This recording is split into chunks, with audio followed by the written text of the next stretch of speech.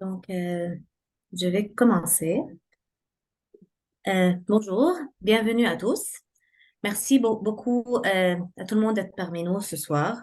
Pour ceux qui ne me connaissent pas, je m'appelle Ingrid Younes, je suis responsable engagement patient au RQMO et je suis ravie d'accueillir notre invitée spéciale, Madame Annie Perrault. Madame Perrault est membre de l'Ordre des psychologues du Québec. Elle est fondatrice et directrice de formation Syllabus, une jeune entreprise dédiée à la formation continue en psychothérapie. Étant psychologue, formatrice et conférencière, elle a occupé pendant 10 ans la fonction de professeur de clinique affiliée à la faculté de médecine familiale et de médecine d'urgence à l'Université Laval, offrant de l'enseignement et la supervision aux résidents en médecine familiale et aux futurs psychologues en stage. Elle propose également des services de psychothérapie aux patients vivant avec des maladies chroniques, graves ou rares, ainsi qu'aux personnes atteintes de troubles de santé mentale. Dans les 10 dernières années, elle était impliquée dans la Société canadienne de la mastocytose et au sein du RQMO. Avant de laisser la parole à notre invité, j'aimerais juste vous demander de laisser toutes vos questions pour la fin et les écrire dans le chat.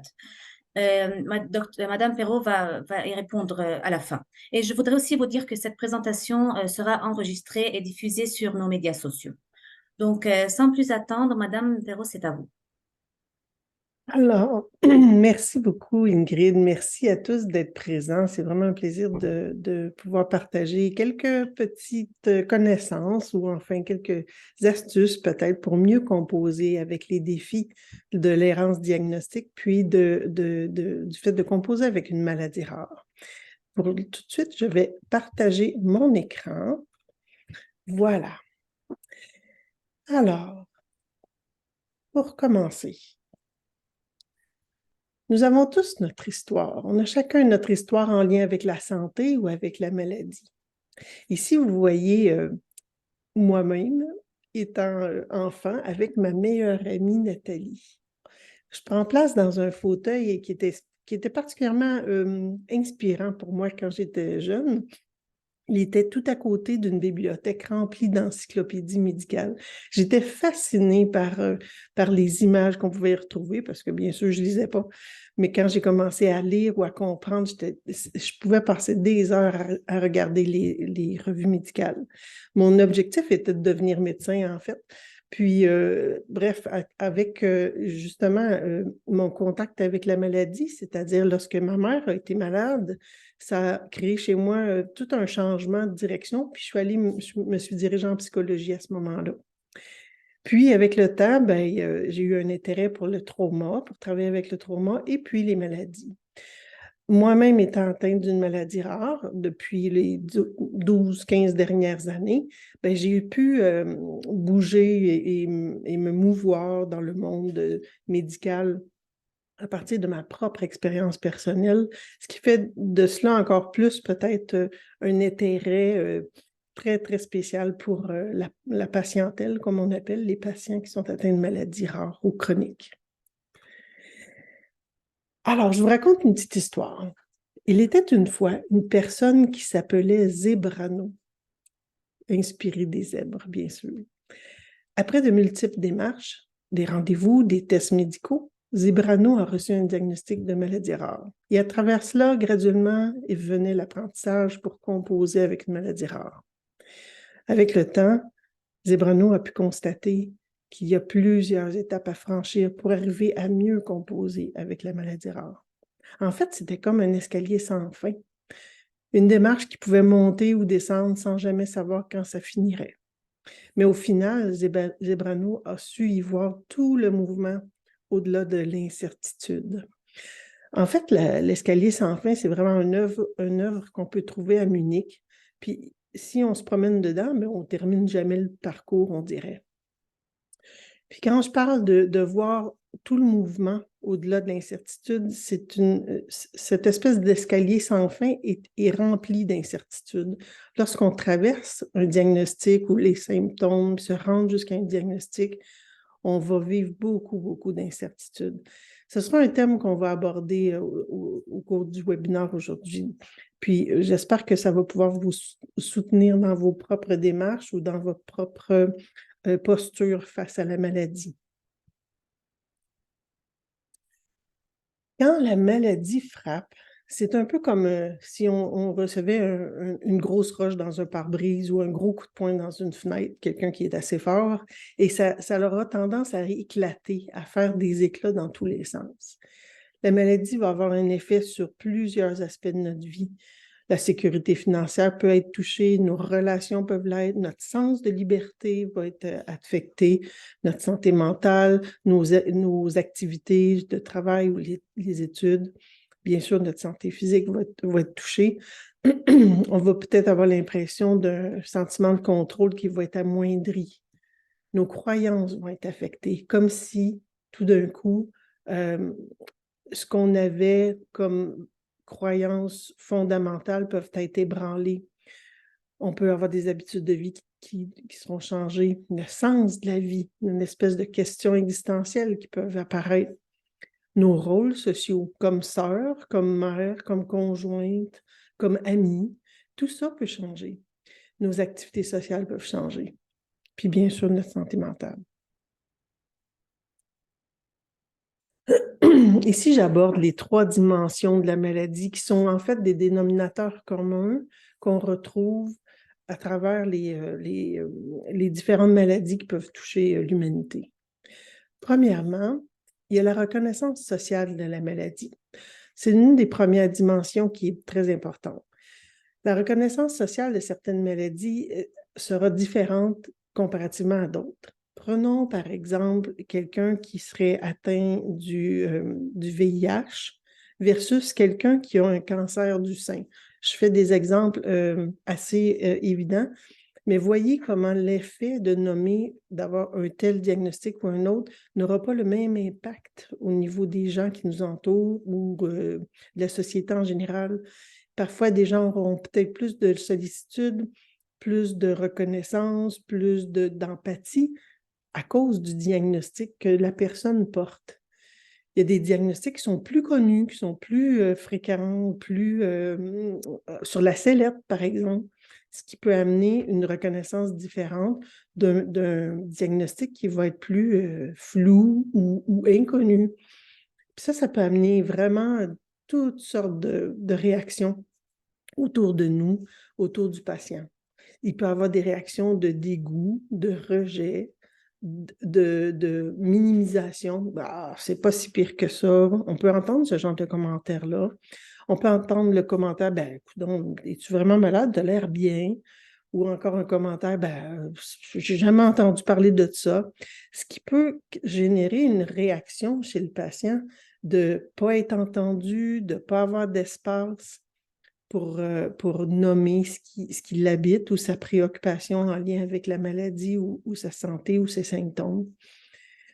Ça peut amener malheureusement, cette difficulté-là de reconnaissance sociale de la maladie, ça peut amener une forme d'isolement chez les gens ou une perte de support social parce qu'il y aura du doute, parce qu'il y aura du rejet. Et plus le malade ou plus le patient sera traité de cette façon-là, en étant rejeté ou pas entendu, plus il risque de s'auto-isoler, d'essayer de s'arranger seul, de se sentir bien, bien plus vulnérable de cette manière-là. Donc, ça va être vraiment différent de quelqu'un qui aura le support de la communauté médicale ou de son entourage.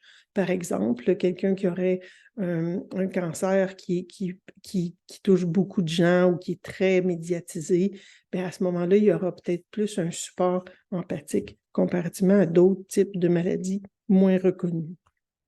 La deuxième dimension, c'est la clarté du diagnostic. Puis ici, on en entend souvent parler là, avec le RQMO, comment l'errance diagnostique ou l'ambiguïté du diagnostic génère aussi son lot de difficultés. Dans le fond, la personne qui vit avec l'errance diagnostique, avec un flou diagnostique, doit s'attendre à être peut-être moins soutenue, peut-être moins reçue dans ses plaintes, peut-être repoussée du revers de la main. Alors ça peut être vraiment difficile. Cette dimension-là de la clarté diagnostique est aussi très bien imbriquée dans la reconnaissance sociale de la maladie. Parce que plus une maladie est reconnue, moins c'est difficile d'être diagnostiqué, vous voyez. Alors, il y a où le travail du RQMO ici est de faire valoir l'errance diagnostique et amener toute la culture du doute, c'est justement d'amener le fait qu'une reconnaissance sociale est nécessaire et bénéfique pour réduire le temps d'errance diagnostique. Avec ça, le point de la dimension là, de la clarté du diagnostic, quand les gens font face à un flou diagnostic, ben, il va se produire un phénomène très, très humain, c'est celui de vouloir faire des hypothèses avec les symptômes, vouloir trouver des mots à ce qui se passe, vouloir des solutions, vouloir une compréhension. Ce qui fait que là, il y aura des liens hypothétiques qui vont se faire chez la personne entre les symptômes. Humainement, on n'est pas bien avec le flou. On a besoin d'avoir des réponses. Alors ici, ça fait partie de ça.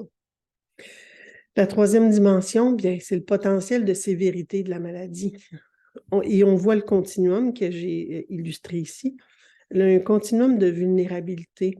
Donc, différents diagnostics auront un degré de vulnérabilité différent, c'est-à-dire il y aura des maladies où il y aura des périodes de rémission, d'exacerbation ou même de guérison, puis on peut aller à l'autre extrémité où certaines maladies peuvent mener à l'invalidité et même à la mort. Donc, ce continuum de vulnérabilité-là amène le patient à vouloir se situer ou pas vouloir se situer aussi, de vivre avec cette espèce de crainte-là, de dire, OK, moi, ma condition m'amène où sur le continuum de vulnérabilité? Et comment c'est reçu et soutenu, ça aussi? Alors, n'hésitez pas dans le chat d'écrire vos questions, de les noter. Parfois, elles seront répondues au fil de la présentation. Donc, face à une situation qui nous ébranle, un diagnostic, ou en fait, peut-être qu'on n'a pas le diagnostic, on a des symptômes, on est dans un momentum de notre vie où il y a des choses qui se passent et on n'a pas de réponse. On va se situer de quelle manière? C'est-à-dire qu'il y a, pour certaines maladies, quand elles ne sont pas apparues à la naissance, donc il y aura une apparition de maladie, il y aura une période avant, puis une période après. Comment on peut se situer par rapport à ça? On peut se situer, puis de toutes nos expériences, on peut faire ça. Hein? Quand on regarde le passé, est-ce qu'on est plus du genre d'avoir des regrets et de la nostalgie? On est plus du genre à avoir des souvenirs heureux, à regarder ce qui nous a habité qui était positif ou ce qui peut être manquant ou négatif. Parfois, on peut se dire, ben le avant était tellement mieux. Ou bien, il y a des gens qui vont avoir plus tendance à dire, ce qui était là, ça devrait pouvoir revenir. Il y a des gens qui vont avoir plus d'optimisme. Donc, cette posture-là face au passé, elle est vraiment individuelle et humaine. Puis, c'est bien de pouvoir se l'approprier et de la reconnaître chez soi. Avant d'aller à l'avenir, il y a le moment présent, il y a la réalité. Comment on se situe par rapport à la réalité? Il y a certaines personnes qui vont prendre les choses pour acquis, puis ça permet de sécuriser. C'est ce que j'ai, c'est ce qui est là, on ne touche pas à rien, c'est parfait. Il y a des gens qui vont avoir plus tendance à dire c'est trop beau pour être vrai. Ils ont de la difficulté à accepter, à intégrer que là, présentement, c'est bien, ou là, présentement, c'est calme, ou actuellement, je suis stable. C'est comme s'il y a certaines personnes qui vont avoir tendance plus à se sentir anxieux, à être sur une chaise comme s'il y avait une bombe en dessous de la chaise. Donc, cette espèce de posture-là face à la réalité, on peut avoir l'impression qu'on a enfin gagné quelque chose ou qu'on a peur de perdre. Puis, notre posture face à l'avenir, ben encore là, c'est très humain, il y a toutes sortes de postures. Il y a certaines personnes qui sont très incertains par rapport à l'avenir, qui ont ce niveau d'incertitude-là ou de tolérance à l'incertitude qui est élevé. Puis certaines personnes ont plus tendance à porter de l'espoir en eux. Alors, il y a des gens qui pourraient dire, ben, on ne sait jamais ce qui nous attend, tout peut arriver. Alors, ils sont capables de vivre avec ce vide-là d'information, cette incertitude-là. Il y a des gens qui vont avoir tendance à se préparer au pire, comme si le fait de se préparer au pire, ça leur permet toutes sortes de choses comme de se protéger émotionnellement. Moi, quand j'imagine le pire comme ça, j'ai l'impression que ça va être moins pire si ça arrive. Il y a des gens qui ont cette tendance-là ou cette croyance-là. Puis il y a des gens qui vont avoir tendance à dire, ben, le meilleur est à venir, inévitablement. J'ai un bout de rough, c'est difficile, mais ça va aller mieux. On l'a connu, hein, ça va bien aller, on se rappelle de ce slogan-là. Donc, ça peut être important pour vous de reconnaître votre tendance à vous situer, votre tendance naturelle face à l'avenir ou face au passé. Avez-vous tendance à regretter, ce qui est une posture un petit peu plus dépressive, je vous dirais, ou avez-vous tendance à vous inquiéter, qui est une posture un petit peu plus anxieuse? Et puis, si on arrive à réduire ces tendances-là, à les ramener dans le ici maintenant le plus possible dans la réalité, avec ses écueils et nos difficultés, mais aussi nos bons coups, on aura moins tendance à déprimer ou à être anxieux. Et ça m'amène à vous parler de l'adaptation puis de la résilience. On parle de deux termes différents. Donc, l'adaptation, c'est vraiment un processus de modification d'un objet ou d'un organisme vivant ou même d'une organisation, de façon à ce qu'elle pourrait rester fonctionnelle dans de nouvelles conditions. Puis, l'adaptation, c'est aussi le résultat de ce processus-là. La résilience, d'abord, il y a la définition en physique, c'est vraiment la capacité d'un matériau à retrouver sa forme après avoir été comprimé ou déformé. Le meilleur exemple, c'est des matelas mousse mémoire qui vont reprendre leur forme une fois qu'on s'est levé. Puis en psychologie, c'est la capacité d'une personne ou d'une société à résister à une épreuve brutale, puis à en tirer parti pour se renforcer. Donc, l'adaptation, c'est un processus. Ces processus-là peuvent être stimulés en donnant des stratégies d'adaptation, en vous outillant de certaines façons. La résilience, là, on peut s'obstiner un peu. Est-ce que c'est une capacité qu'on a à la naissance, puis qu'elle est immuable, ça ne bouge pas, ou bien on peut s'y entraîner? Je parlais avec mon collègue tout à l'heure, puis on avait peut-être une petite divergence là-dessus. Mais lui disait, pour entraîner la résilience, en fait, ce qu'on fait, c'est qu'on donne des stratégies d'adaptation. Ah, c'est pas bête.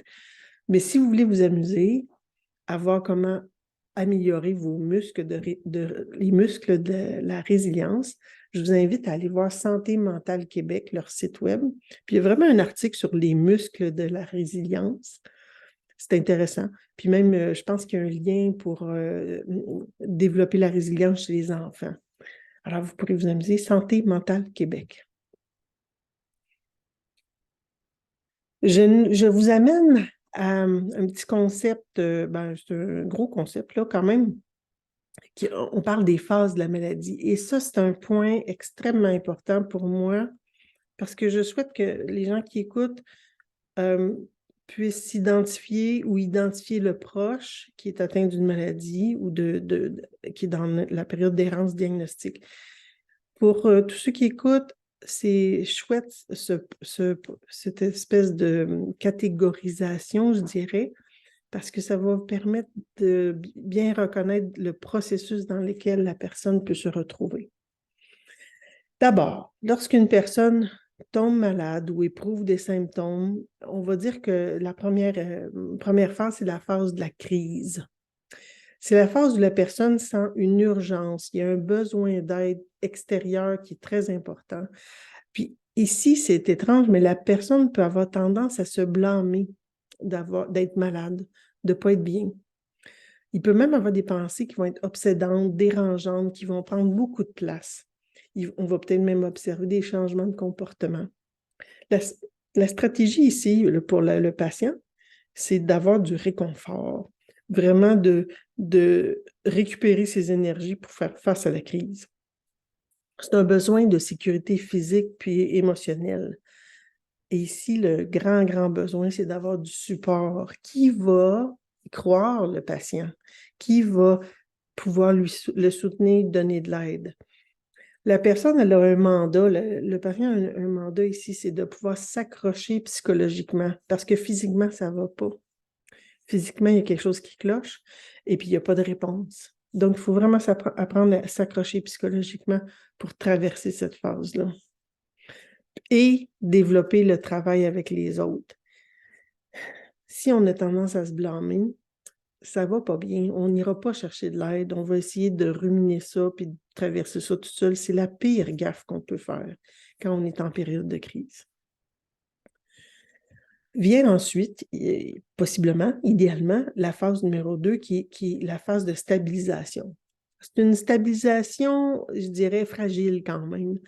Il y a un sentiment de contrôle qui s'installe, qu'il y ait un diagnostic ou non. C'est comme si la personne commence à comprendre les symptômes, commence à reconnaître ce qui s'installe, fait des efforts, essaie de gérer ça du mieux qu'il peut, a peut-être du support de l'extérieur. Donc, la recherche d'aide est là encore. Le blâme est moins pire, les pensées sont moins accaparantes. Il y a peut-être moins de déni aussi. Mais la personne, elle reste bien, bien, bien, bien tannée de ce problème-là. Il y a quelque chose qui est vraiment irritant, épuisant même. À ce point-ci, ça se peut qu'il ait été nommé que la maladie soit chronique, qu'il n'y a peut-être pas de traitement, qu'il y a des choses qui commencent à apparaître. Par contre, souvent, à ce point-ci, le patient souhaite une cure quand même, souhaite d'être guéri. La stratégie à adopter pour le patient, c'est de tranquillement s'adapter, d'aller vers une vie plus disciplinée pour qu'il y ait une forme d'humilité qui s'installe. C'est comme un début de restructuration, puis d'apprendre à vivre avec ses nouvelles limites physiques. Il y a une meilleure conscientisation qui peut s'installer. La réaction des autres aussi peut être un challenge parce que parfois, il y a des gens compréhensifs, puis parfois, il y a des gens qui sont moins, qui sont plus dans le jugement, qui sont plus réfractaires. Alors ici, la personne commence à absorber cette information-là, que la réaction des gens n'est pas toujours positive pour elle. Ensuite vient la phase 3. Mais je veux que vous sachiez que c'est possible qu'on oscille entre une phase et une autre. Ce n'est pas nécessairement un cycle qui se fait une fois et qui se termine. Donc, on peut être de la crise à la stabilisation, revenir en crise, aller à la stabilisation encore, aller à la résolution, la phase 3, et revenir en arrière. Donc, c'est un cycle vivant, en mouvement, je vous dirais. Donc, à la phase 3, la personne sait que c'est chronique, qu'il y a une maladie qui est là. Il y a un sentiment encore un petit peu plus important de contrôle. Il y a comme un apprentissage de ce qui est installé, des différentes réponses. Parfois, c'est la maladie qui occasionne des difficultés, parfois non. Donc, l'estime de soi revient tranquillement. Il y a une compassion qui apparaît pour soi-même. Comment la personne parle de la maladie, c'est plus conscient maintenant de ce qui l'habite. Ici, c'est comme s'il y avait un peu la lumière au bout du tunnel. Il y a une construction qui se fait du soi, qui est un petit peu plus solide, qui s'installe. La personne devient un petit peu plus responsable de ses soins aussi. Puis il y a même peut-être à ce point-ci, à la troisième étape, une espèce de recherche de sens qui se fait à travers les activités. Donc, il y a un retour dans ce qui est possible dans la vie. Puis même, on parle de réorganisation, ce qui veut dire que ça ne veut pas dire qu'on retourne à avant, mais il y a quelque chose qui peut se réorganiser. À l'étape 4, c'est une étape qui est particulièrement transformatrice, là, je dirais. Là. Il y a une compréhension des phases antérieures, puis il y a une intégration des stratégies qui ont été mises en place. Il y a vraiment comme un apprentissage bien, bien intégré de tout ce qui s'est passé, puis de tout ce qui peut encore arriver. Donc, la personne est en train d'intégrer l'ancien soi au nouveau soi. Ce que j'étais avant, je ne suis plus ça. Je suis une nouvelle personne avec, oui, peut-être un diagnostic, des symptômes, un traitement, etc. Mais je ne suis plus celle d'avant. Je suis maintenant moi en date d'aujourd'hui. Il y a souvent une recherche de sens qui est plus étendue. Il y a une reconnaissance des possibles crises futures comme étant très probables. Donc ici, la stratégie, c'est vraiment d'acquérir une vie riche avec ce qui est là, tout simplement.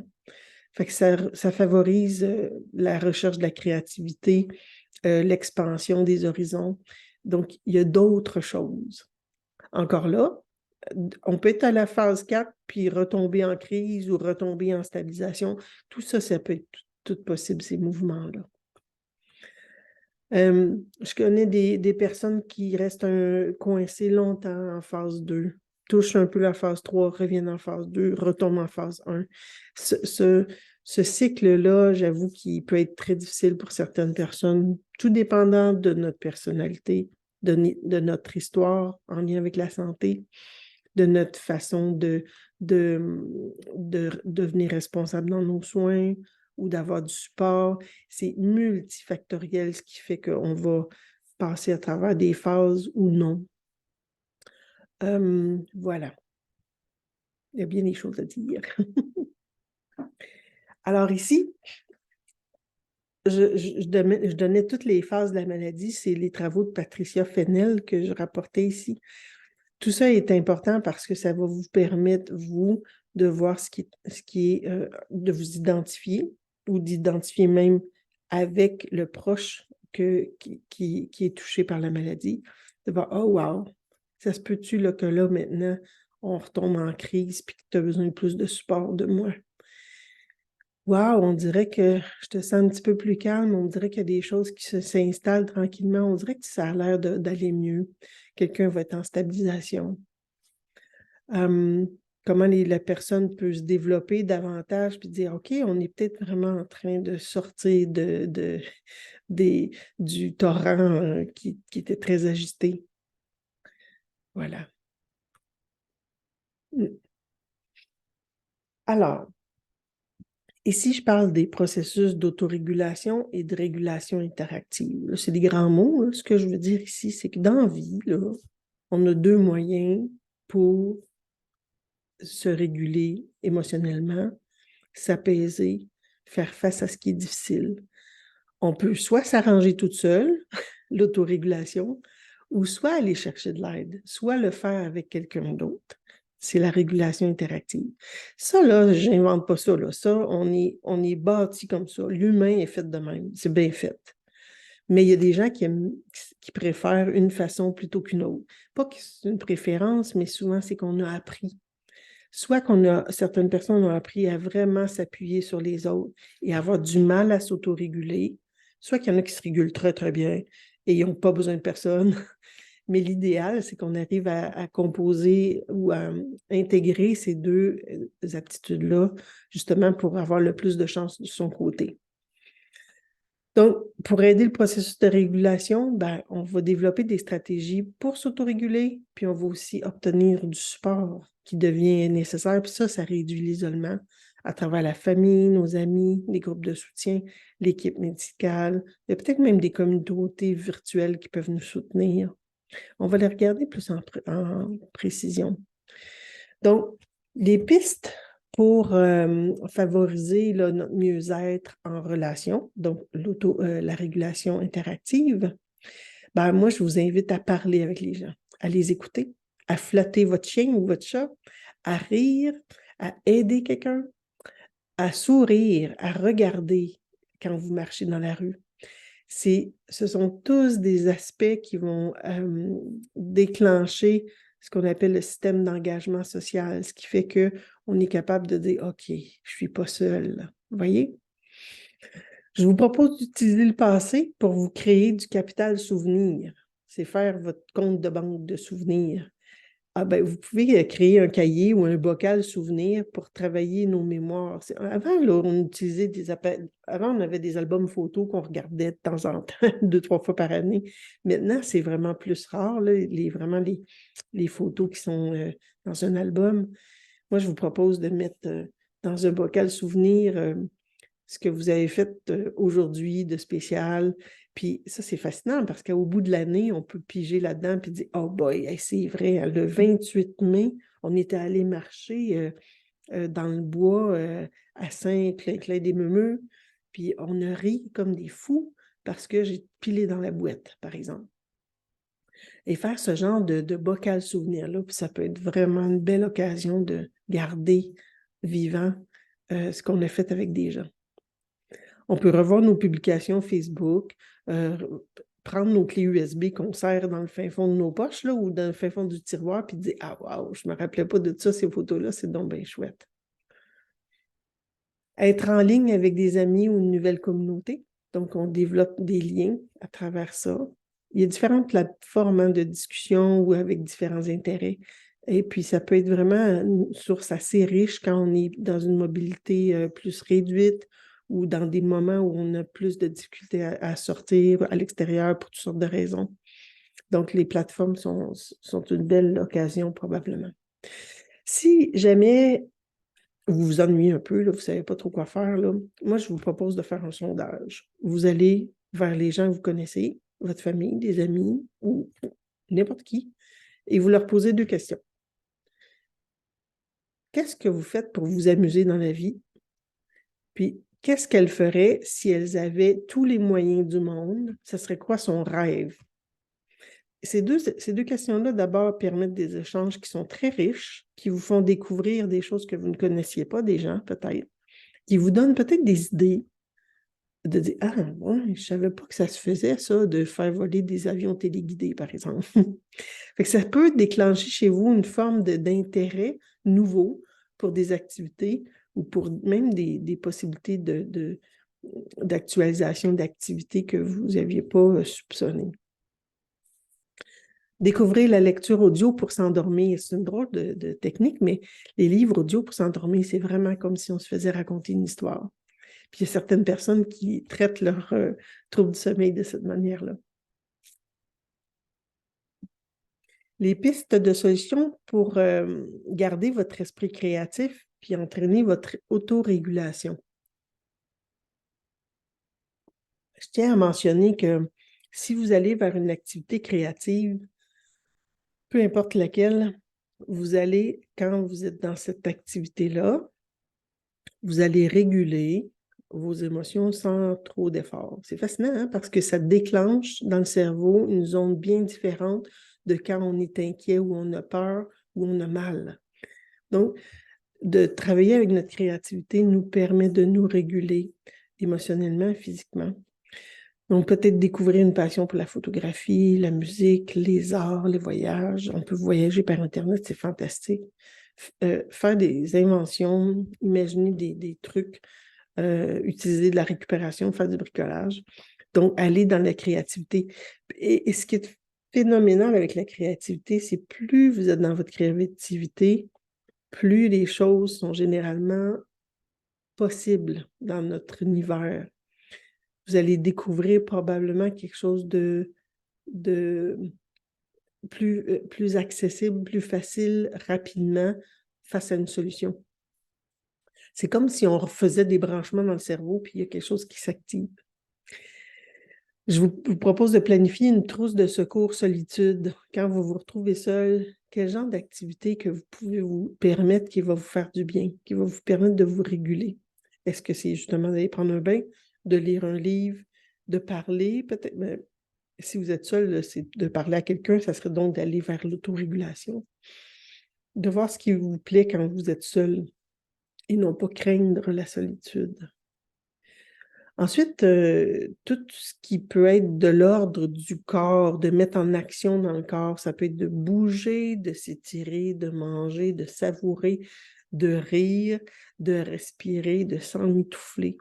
Utilisez vos 5 sens pour revenir dans le ici-maintenant. Ça, c'est quelque chose qui est très, très régulateur. Typiquement, quand on est anxieux ou on est inquiet, on se met à imaginer toutes sortes de choses, on va le voir tantôt. On a tendance à se faire des scénarios, mais le fait d'utiliser nos 5 sens permet à notre corps de dire « OK, je suis ici, il n'y a pas de danger. Je vois qu'il neige dehors. L'air est frais. Si j'ouvre la fenêtre, ça sent bon. Tiens, je vais m'emmitouffer. J'ai froid un peu, je vais mettre une petite veste de plus. Je vais sentir mon café, etc. » Donc, utiliser nos 5 sens pour dire « OK, c'est correct. » Faire une rétrospective de la journée. Ici, c'est un peu la mission que je donne souvent à des parents d'enfants qui trouvent donc l'école plate puis qui rechignent beaucoup. Je donne la mission aux parents de dire « Demande à ton enfant aujourd'hui qu'il y a une mission, d'identifier 3 choses le fun qui sont arrivées. 3 belles minutes dans sa journée qui ont été agréables. Ça fait qu'on entraîne notre attention vers ce qui peut goûter bon, ce qui peut être agréable. Trop souvent, il y a certaines personnes qui ont tendance, puis j'ai rencontré des gens comme ça en thérapie qui étaient particulièrement déprimés, par exemple. Leur rétrospective de la journée, c'est tous les endroits où il avait fait défaut, où il n'avait pas bien fait, où il aurait pu faire mieux. C'est quelque chose, c'est fatigant de faire ça. Je vous invite à faire des listes top 10 pour le fun, vos recettes préférées ou celles que vous voulez tenter pour l'année. Des activités qu'on a déjà faites ou qui sont à faire. Il ne faut pas chercher quand c'est le temps de faire de quoi qu'on s'ennuie. Il faut les avoir sous la main, c'est facile. Votre musique préférée à chaque année, c'était quoi vos chansons de l'année ou ce que vous avez le plus écouté? Des exploits les plus inusités, ça peut être les vôtres ou ceux des autres. Donc, vraiment utiliser notre imagination, notre créativité. Je vous offre des leçons, comme si on était à l'école. Première leçon, pour faire face à tout ce qui peut être plus difficile. Donc, je l'ai parlé, la régulation interactive, l'autorégulation. Obtenir du support sera ton premier effort. Ouais. On parle de la crise, on n'est pas bien, on est inquiet. Il faut se tourner vers les autres pour avoir du support. Puis des fois, c'est plus difficile, c'est par conjoncture sociale, je dirais, là, où là, les gens sont tous occupés, préoccupés, il y a plein de problèmes de la société. Mais typiquement, les gens sont empathiques. Les gens sont capables d'être disponibles si on leur demande. Donc, pour traverser la phase de la crise, on doit obtenir du support, ça devient nécessaire.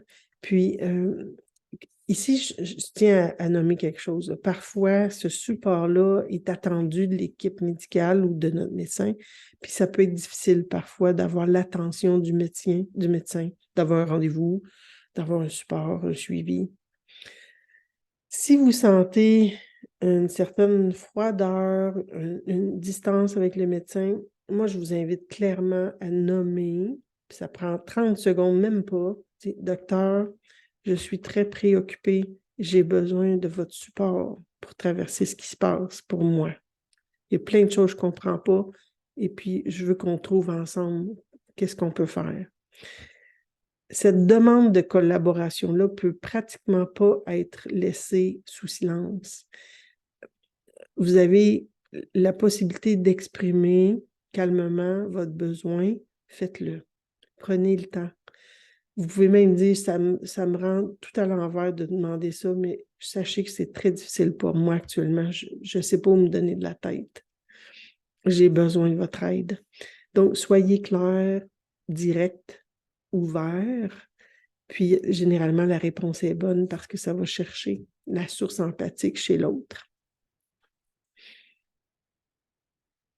La leçon numéro 2, la culpabilité ne sera jamais ton allié.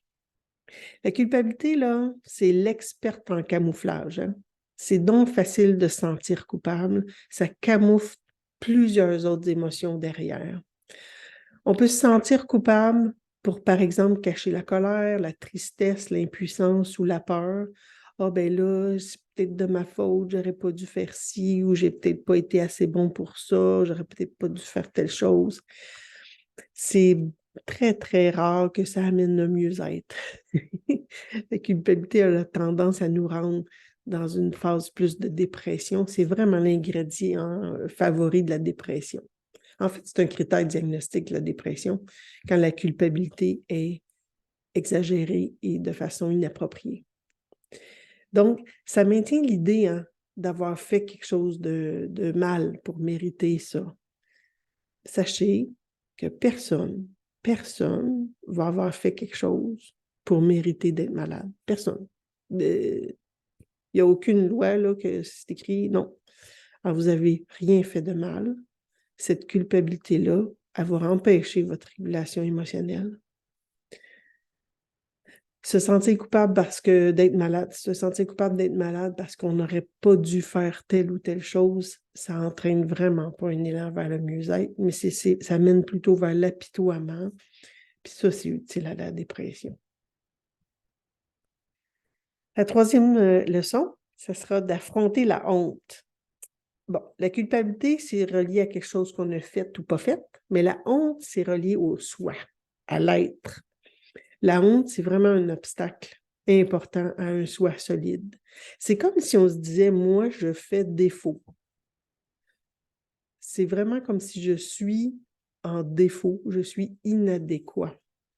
La honte est particulièrement difficile à verbaliser parce que c'est comme si on se dévoilait sur un sujet XY qui nous fait porter la honte. Ça augmente le repli sur soi, puis ça favorise aussi beaucoup la dépression. Alors, est-ce que c'est possible d'être si inadéquat puis de mériter d'être malade? Jamais. Personne. Rien. Nulle part. C'est impossible. C'est possible parfois que notre style de vie va amener des conséquences néfastes. Ça arrive, ça. Ça arrive qu'on n'a peut-être pas fait des bons choix dans notre vie. Mais de là à dire c'est de ma faute ou je suis ou je suis inadéquat, non, jamais. Jamais. Donc, la honte, la culpabilité, ben, ça va empêcher le mouvement vers le changement, vers des bonnes habitudes de vie. C'est comme si ça encroute puis ça fermente, ce qui est pas beau, puis ce qui goûte pas bon. Aucune utilité. Alors ça, c'est un bon contrat, la honte et la culpabilité.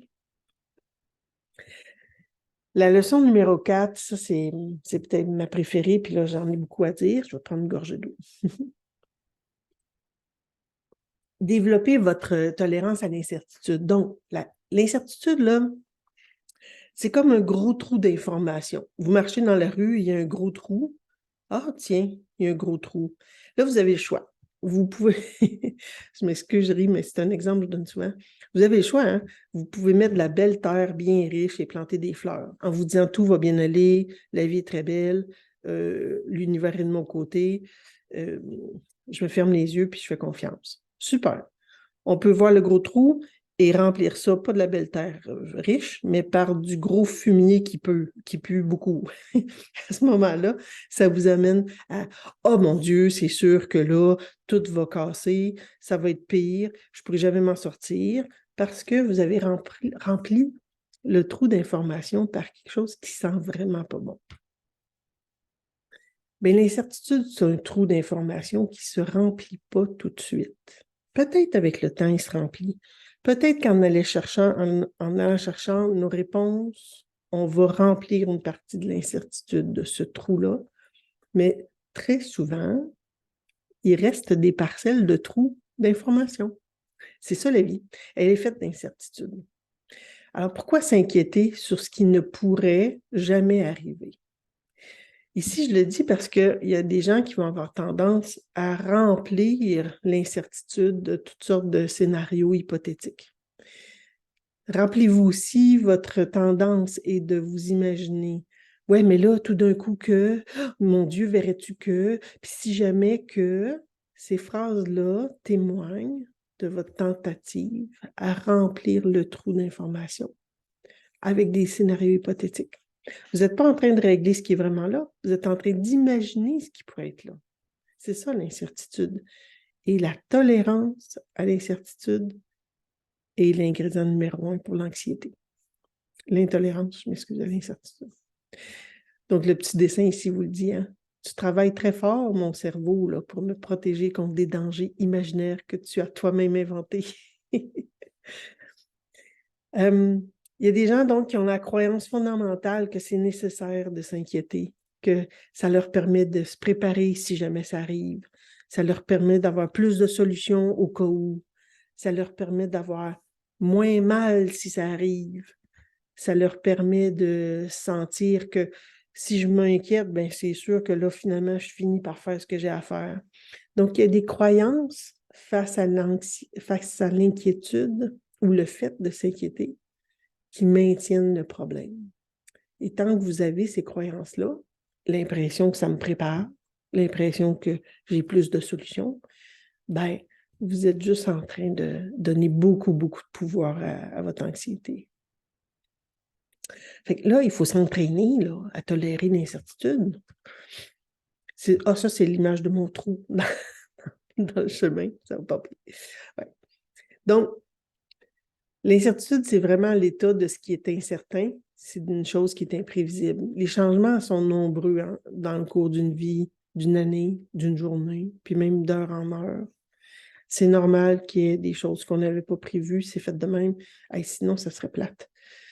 Mais des crises, c'est des moments pour nous remettre en question puis rétablir un équilibre. Quand on sent que tout s'éclate, là, mais ça veut dire peut-être qu'il faut retrouver pied puis dire, OK, wow, un peu, par où je prends le problème? C'est quoi le vrai problème? Et non pas ceux que j'anticipe. C'est une excellente question à vous poser si vous sentez de l'anxiété. Quel est mon vrai problème versus est-ce que je me fais des scénarios hypothétiques? Est-ce que je suis en train d'imaginer des choses qui ne sont pas là, des problèmes, puis que j'essaie de régler à l'avance? C'est une dépense énergétique incroyablement puissante qui vous fatigue et qui finit par vous déprimer. L'anxiété est un ingrédient vraiment important souvent dans la dépression parce qu'elle épuise. Alors, tout ça pour dire, on a dit beaucoup, il y a peut-être des choses que je n'ai pas dites aussi que je voulais couvrir, mais tout ça pour dire que le fait d'accepter nos émotions, vous savez, on a parlé les cycles de crise et de crise de stabilisation, apprendre à accepter que notre état est rempli d'incertitudes, on doit faire face à des émotions qui peuvent être négatives et ou positives, mais le fait de les accepter, de les réguler, de se donner une chance, de dire, wesh, ça fait pas mon affaire, ça me fait vraiment peur. Ça me rend triste, ça me rend vulnérable, ou telle chose m'apporte un peu de bonheur. Bien, le fait d'avoir la capacité de laisser vivre ces émotions-là, puis on n'est pas bon partout, hein? Il y a des gens qui sont meilleurs avec la peur qu'avec la colère. Il y en a qui sont meilleurs avec la joie que la tristesse, ou vice-versa. De se donner la capacité de ouf, j'aime pas ça, mais on finit par accepter les émotions puis à les laisser un petit peu plus, leur laisser de la place. Je dirais, en fait, c'est de ne pas lutter contre les émotions, mais bien de tenter de les faire circuler. Voilà. J'ai une petite liste de suggestions de lecture, qu'il y en aura peut-être d'autres par la suite. Mais si jamais c'est enregistré, vous pouvez les relever. Malheureusement, il y en a beaucoup qui sont en anglais. Voilà. Alors, Merci, Madame Annie. merci. C'est intense. Intense. Euh, euh, je vais. Ok. Est-ce que vous voulez lire les questions et ok. Donc je vous Ouais, laisse la partie parfait. questions-réponses. Donc, j'ai Stéphanie qui demande comment aider quelqu'un de son entourage qui est très anxieux et essaie de nous entraîner dans son délire. Ben, je reviens avec la question, parce que ça, c'est vraiment un exercice que les gens peuvent mettre en place. Est-ce que ce que tu dis là, c'est un vrai problème ou c'est un problème hypothétique? Oui, mais les problèmes hypothétiques, là, c'est pas banal, il faut s'en occuper parce que sinon, non, non, non, non, non. Quelqu'un qui est très, très dans l'action comme ça, dans la réflexion hypothétique, ça peut être difficile, mais le premier outil, c'est vraiment de distinguer les vrais problèmes des problèmes hypothétiques. Un vrai problème, c'est oh boy, le premier du mois est dans 2 semaines et j'ai déjà plus d'argent pour payer mon loyer. Ça, c'est un vrai problème. Donc, on va faire quoi? On va trouver des solutions. Il faut mettre en place des solutions. Si j'ai un vrai problème et je n'ai pas de solution parce que ça arrive, alors là, il faut apprendre à tolérer les émotions, à les gérer. Il y a comme pas beaucoup d'options, hein. En fait, il y a gérer les problèmes et gérer les émotions qui peuvent surgir. Est-ce que les professionnels ont des formations pour composer avec leur impuissance face à des symptômes inexpliqués. Je dirais que c'est abordé dans les formations, par exemple, pour les médecins, que face à leur impuissance, quand ils la ressentent, ça va être généralement appelé à à nommer. Souvent, ce qu'on propose, c'est que la personne doit reconnaître son impuissance puis dire, écoute, je suis embêtée, je ne sais pas où on en est. Et ça, c'est humain. Si le médecin est capable de nommer ça, vous êtes d'abord sur la même voie. C'est ça qui est chouette. C'est dire, oh wow, OK, on est embêtés tous les deux, là. On est dans l'impuissance toutes les deux. Comment on va traverser ça?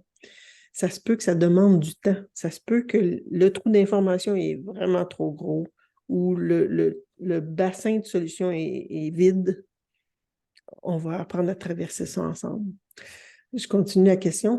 Certains viennent à redouter les consultations avec des patients pour lesquels ils se sentent impuissants et ont des comportements traumatisants. Je me considère en phase d'intégration de ma vie, mais j'ai perdu confiance envers les professionnels. Je les évite. Alors, oui, on peut avoir eu des mauvaises expériences avec certains professionnels, que ce soit de n'importe quelle profession. Puis, c'est là qu'on fait face aux limites de l'humain. Hein? En dehors du professionnel, il y a l'humain qui, lui, vit ces choses, qui, lui, fait face à des défis aussi, peut-être. On n'est pas tous au même endroit au même moment. En tant que professionnel, d'arriver à être aidant pour un patient, il faut avoir quand même une bonne stabilité soi-même, une bonne capacité d'intégration. Puis il y a des gens qui sont plus sensibles ou moins bien outillés. L'expérience aide des fois, l'expérience avec différentes populations, différents patients, puis les gens commencent à avoir plus d'outils. Mais c'est pas... Des fois, c'est plus difficile, effectivement. Moi j'ai deux questions. Oui, Premièrement, quand vous avez suggéré de parler au médecin pour demander son empathie, oui. c'est pas quelque chose de dangereux parce qu'au cas où le médecin n'était pas, sa réponse n'était pas comme prévu, ça va être très traumatisant au patient, n'est-ce pas? Alors là, on peut voir ça différemment. C'est que si on ne le demande pas, on sent, on peut sentir que le médecin est peut-être pas disponible. On Mm. sent sa résistance, on peut le sentir. Si on ne nomme pas, si on ne nomme pas notre besoin, ben d'abord, on manque notre chance. Le deuxième étant, oui, ça se peut qu'on ait accès à des réponses qui ne sont pas satisfaisantes, qui peuvent être brusquées, qui peuvent être... alors, on peut le dire aussi. Vous savez, je faisais que demander. J'ai l'impression que c'est difficile peut-être pour vous de recevoir ma demande. Est-ce que, est-ce que je dois m'attendre à ce que ça soit comme ça toujours ou on revise un autre rendez-vous? Ça peut être ça, là, peut-être. L'idée, c'est d'aller vers qu'est-ce qu'on fait, là? On a un problème, vous et moi. On ne peut pas faire comme s'il n'est pas là, il est là. Est-ce qu'on peut traverser ça? Puis sachez que la plupart des médecins, la plupart des gens, face à ce genre de requête-là, va s'ajuster. Si ce n'est pas au courant de la rencontre, ce sera la prochaine. Il y a des choses qui vont faire son chemin. Mais parfois, non, parce que c'est l'humain. Ouais. Mais comme vous avez dit, comme de le nommer les émotions. Ouais. Ma deuxième question était sur l'autorégulation. Ouais. Est-ce que ça, c'est inné parce que, ou bien est-ce que si on travaille fort, on commence à avoir autorégulation, d'une façon Tout très, d'un coup, ouais. oui. En fait, l'autorégulation puis la régulation interactive, ça nous est enseigné par nos parents ou les gens qui ont pris soin de nous. Et puis, ben, il y en a qui sont moins bons que d'autres dans une sphère ou l'autre. Mais disons qu'on a eu un parent qui a été soutenant puis qui va avoir été là quand on a besoin. Comme enfant, on va avoir l'empreinte que je peux être en sécurité avec l'autre. Mais si au contraire, le parent n'était peut-être pas tant là pour nous soutenir, Ce qui est développé, c'est je vais m'arranger par moi-même. Je vais m'autoréguler. Ça peut être ça. Voilà. Est-ce que c'est possible de développer plus un aspect que l'autre ou enfin de se renforcer? Tout à fait. On apprend avec le temps puis nos expériences.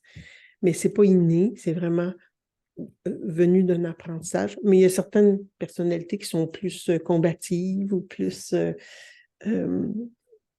tendance à s'appuyer sur les gens, par exemple.